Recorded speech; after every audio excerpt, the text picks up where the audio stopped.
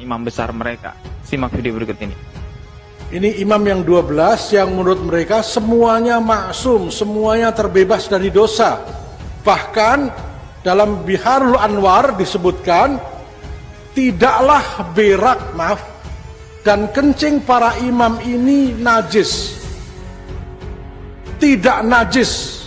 Dan barang siapa yang memakan atau meminum berak dan kencing imam ini, haram baginya neraka. Coba. Ya, saking mereka meyakini kesucian mereka. Mohon maaf ini saya tunjukkan biar mantep sekalian ya. Dalam Anwarul Wilayah, dalam kitab Syiah ini, Anwarul Wilayah, tulisan Ayatullah Mullah Zainul Abidin, halaman 440. Kencing dan kotoran, berak, para imam adalah sebab masuk surga. Tidaklah pada kencing dan berak para imam itu terdapat najis, bau dan kekotoran, bahkan keduanya bagaikan misik yang wangi.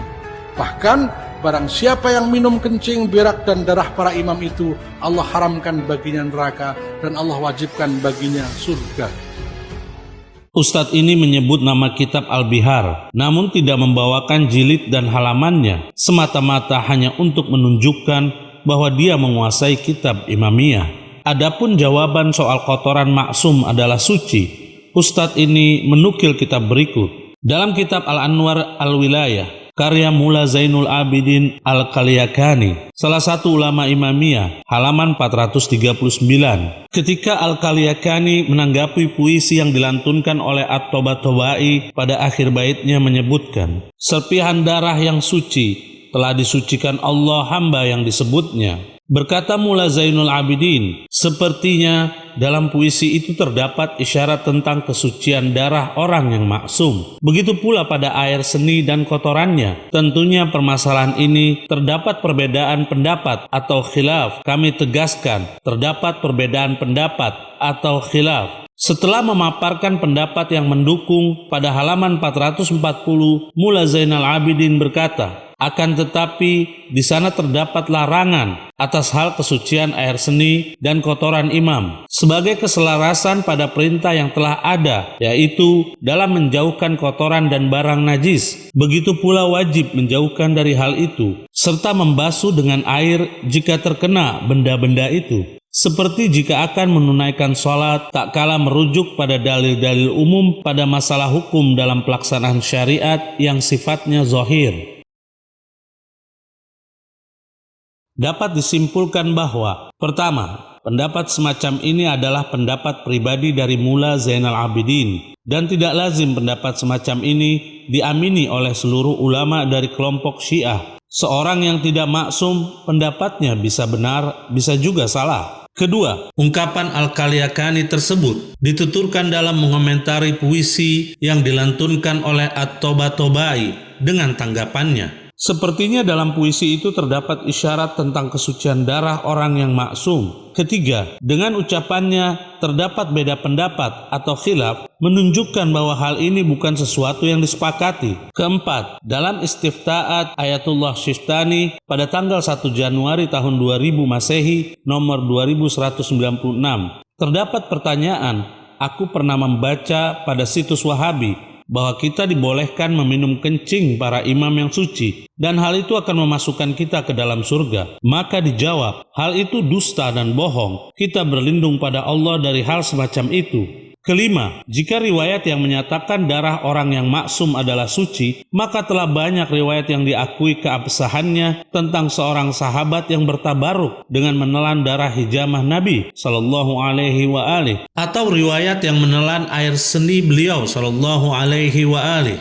Sekarang, mari kita tanyakan kepada ustadz tersebut riwayat di bawah ini. Dalam kitab Ithaful Qira Al-Mahrah, karya Al-Busiri, salah satu ulama Ahlus Sunnah yang bermazhab Asy-Syafi'i, jilid 5 yang diterbitkan oleh Maktabah Ar-Rushd, cetakan pertama tahun 1998, halaman 516. Amir bin Abdillah bin Al-Zubair menceritakan, Sesungguhnya ayahnya telah menceritakan kepadanya bahwa dia pernah mendatangi Nabi SAW dan beliau sedang melakukan bekam. Setelah selesai, beliau bersabda, "Wahai Abdullah, bawalah darah ini dan buang di tempat yang tidak ada satupun orang yang dapat melihatmu." Ketika ia keluar dari Rasulullah SAW, dia meminum darah tersebut. Di saat ia kembali, Rasulullah SAW bersabda, "Wahai Abdullah, apa yang telah kau perbuat?" Dia menjawab, "Aku telah menempatkannya di tempat paling tersembunyi yang pernah aku tahu, yang tidak ada seorang pun mengetahuinya." Beliau SAW bersabda, "Jangan-jangan kau telah meminumnya?" Jawabnya, "Betul." Beliau SAW bersabda, "Mengapa kau meminum darah? Celakalah orang-orang dari apa yang telah kau perbuat, dan celakalah engkau dari apa yang akan mereka perbuat terhadapmu." Ini hanya merupakan ungkapan Nabi SAW. Apa yang akan terjadi nanti terhadap diri Abdullah bin Zubair? Yang jelas dari riwayat ini tidak ada larangan dari Rasulullah SAW untuk meminum darah beliau SAW. Al-Bushiri berkata, sanad riwayat ini hasan. Riwayat yang sama tercantum dalam kitab Majma' Az-Zawaid karya Al-Haythami, salah satu ulama Ahlus Sunnah, jilid 17 yang diterbitkan oleh Darul Minhaj, cetakan pertama tahun 2015 Masehi, halaman 219 sampai 220. Al-Haythami berkata, At-Tabrani dan Al-Bazzar telah meriwayatkannya dengan redaksi yang lebih ringkas, dan para perawi Al-Bazzar adalah perawi sahih. Dalam kitab Al-Mawahibul Laduniyah karya Al-Qastolani, salah satu ulama Ahlus Sunnah, jilid 2 yang diterbitkan oleh Al-Maktabul Islami, cetakan kedua pada tahun 2004 Masehi, halaman 317 sampai 318. Al-Qastolani berkata, dan di dalam kitab Al-Jauhar Al-Maknun fi Dzikril Qabail wal Butun, di saat dia minum darah beliau SAW, yakni Abdullah bin Zubair, semerbak mulutnya mengeluarkan wangi misik, dan wangi tersebut menetap di mulutnya sampai dia wafat disalib. Dan Al-Hasan bin Sufyan meriwayatkan di dalam kitab Musnadnya, dan juga Al-Hakim, Ad-Daruqutni, At-Tabrani, Abu Naim dari hadis Abu Malik An-Nakhai, dari Al-Aswad bin Qais, dari Nubaih, dari Ummu Aiman yang berkata, Rasulullah SAW pernah bangun di malam hari mendekat kepada sebuah bejana yang terbuat dari tanah di sisi rumah. Kemudian beliau buang air kecil di sana. Aku pun terbangun di malam hari itu, yaitu Ummu Aiman, karena merasa haus. Lalu aku meminum apa yang terdapat di dalam bejana tersebut, dan aku tidak merasakan hal yang aneh ketika meminumnya. Di saat pagi hari, Nabi SAW bersabda, "Wahai Ummu Aiman, bangunlah dan buanglah apa yang terdapat di dalam bejana itu." Aku pun menjawab, "Demi Allah, aku telah meminumnya." Maka Rasulullah SAW tertawa sampai terlihat gigi geraham beliau, lalu bersabda, "Demi Allah, perutmu tidak akan sakit selamanya." Diriwayatkan dari Ibn Jurayj yang berkata, aku telah membawa kabar bahwa Nabi SAW saat itu membuang air seninya di suatu wadah yang terbuat dari kayu, kemudian diletakkan di bawah ranjangnya. Kemudian beliau mendatanginya, dan seketika wadah tersebut tidak berisikan apapun. Lalu beliau bersabda kepada perempuan yang bernama Barokah, ia seorang yang melayani Ummu Habibah yang datang bersamanya dari negeri Habasyah, di mana air seni yang berada di dalam wadah itu. Lalu dia berkata, aku telah meminumnya. Lalu beliau bersabda, semoga sehat wahai Ummu Yusuf. Maka dia pun tidak pernah tertimpa penyakit apapun, sampai dia mati pun bukan karena adanya penyakit di dalam tubuhnya. Dari Abu Daud meriwayatkannya dari Ibn Jurayj, dari Hakimah, dari ibunya Umayyah binti Raqiqah, dan Ibn Diyah telah mensahihkan bahwa dua hal itu merupakan dua kisah yang terjadi kepada dua perempuan. Dan dia telah menjelaskan bahwa Barokah Ummu Yusuf bukanlah Barokah Ummu Aiman. Dan hal ini dinyatakan oleh guru besar Al-Balkailani. Dan hadis-hadis ini merupakan hal yang menunjukkan tentang kesucian air seni dan darah Nabi SAW.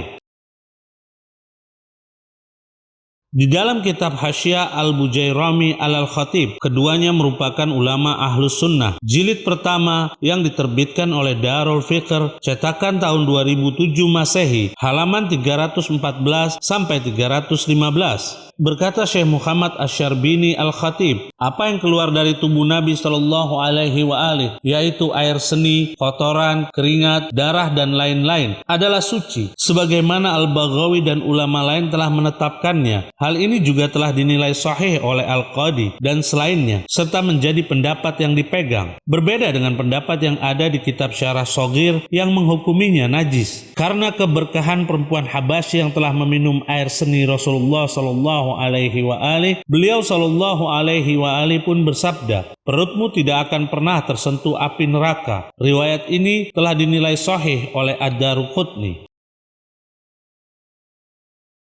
Dalam kitab Fathul Bari, karya Ibn Hajar Al-Asqalani, salah satu ulama Ahlus Sunnah, jilid 1 yang diterbitkan oleh Al-Maktabah As-Salafiyah, halaman 272. Ibn Hajar Al-Asqalani berkata, banyak dalil menyatakan akan kesucian semua yang keluar dari tubuh Nabi Sallallahu Alaihi Wasallam. Para imam telah menggolongkannya termasuk kekhususan beliau Sallallahu Alaihi Wasallam.